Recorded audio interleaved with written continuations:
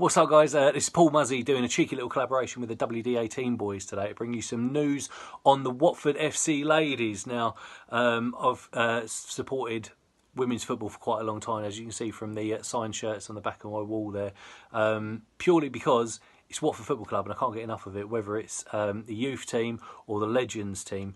And the Watford ladies are no different, still the same badge. Now, last year they didn't have a great year. The FA announced that they were going to shake things up a little bit and that they were going to make a Premiership and a Championship, top two tiers, and people in I think it was 11 clubs in the Premiership needed to be full-time, and people had to commit money and stuff like that. And initially Watford weren't prepared to commit money, and as a result they lost a lot of players and the manager and staff halfway through last season around Christmas time.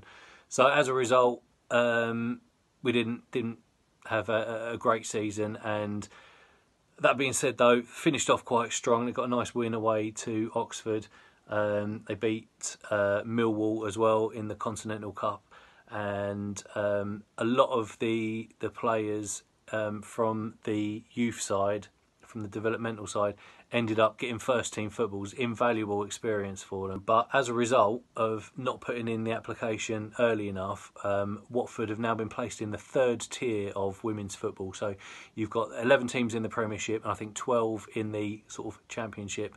Watford are going to be in the third tier. So just like a quick rundown, in the Premiership you're going to have Arsenal, Birmingham, Brighton, Bristol City, Chelsea, Everton, Liverpool, Man City, Reading, Yeovil and West Ham. Some of the teams were already up there, some of them put in a bid and could commit financially, and that's why they've been put up there. Championship league next season is going to be Aston Villa, Doncaster, Durham, London Bees, Millwall, Sheffield FC, Tottenham Hotspur, Charlton, Leicester, Lewes, Man United and Sheffield United. Now, Man United's a little bit of a controversial one because they had a team years and years ago and then they disbanded, and they produced a lot of good players, and now they've come back and they haven't even really got a proper team yet, and yet they've been put into this second tier. Now,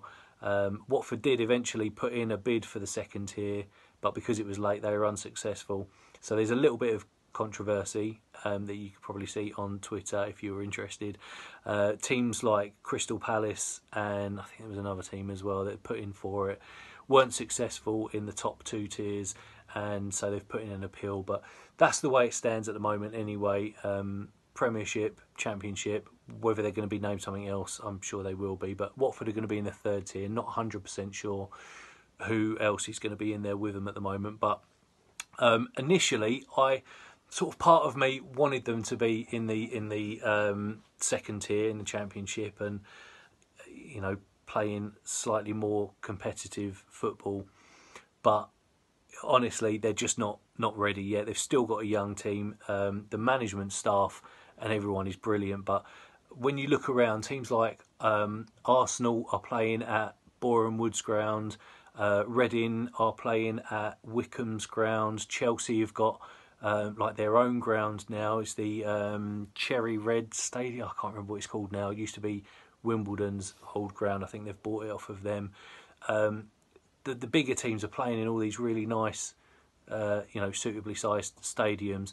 Watford ladies are playing at Kings Langley, which is perfect. The size of it, the location, close to the M25. There's parking there.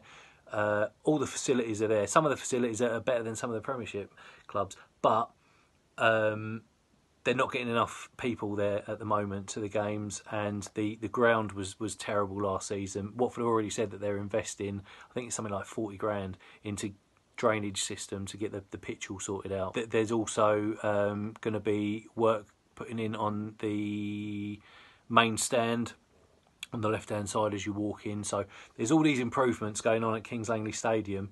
Behind the scenes, Watford are going to be getting more players in, I'm sure, and helping to develop the younger players that have come through.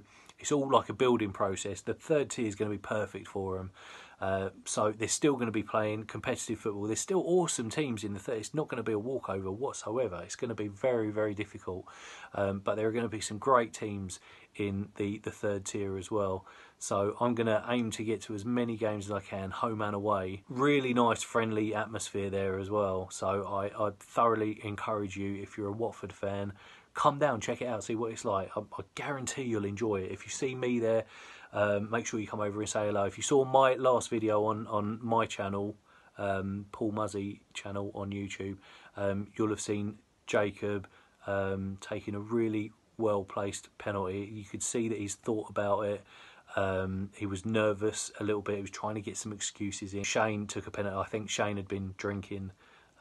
He wasn't really, shouldn't have been on the pitch. Hopefully I'll be able to do a little bit of work with the WD18 boys next season when the season starts. I'll tell you what, look, I've got a program here that I got signed up last game of the season. There you go, by all the team. Leave a comment down below and let me know how you think Watford FC ladies can improve. Like, don't leave stupid comments. Nothing sexist either. Just how you think that they might be able to improve the atmosphere at the ground. What would it take to get you to go down there and watch a game? And I'll get Jacob to choose someone down below, and I'll send you one of these programs. Thank you very much for watching anyway. Subscribe, click on the thumbs up button, and do all that stuff. And thank you very much for watching. Take care, laters.